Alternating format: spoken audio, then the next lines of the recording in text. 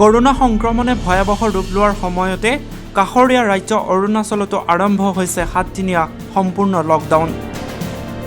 কেৱল জৰুৰীকালীন সেৱাসমূহৰ বাদে বহিৰাজ্যৰ পৰা অৰুণাচলত প্ৰৱেশৰ বন্ধ কৰিছে ৰাজ্যখনৰ প্ৰশাসনে। এতিয়ালৈকে অৰুণাচলত কোভিড-19ত আক্ৰান্ত হৈছে 270 জন। ইয়াৰে 167 জন কেছ এতিয়া সক্ৰিয় হৈ আছে যদিও 2 জনৰ মৃত্যু ঘটিছে। অৰুণাচল চৰকাৰে ৰাজধানী ইটানগৰলৈ প্ৰৱেশ কৰা মূল পথ বান্দৰদেৱাত নিষিদ্ধ তালাচী ব্যৱস্থা অব্যাহত ৰাখিছে।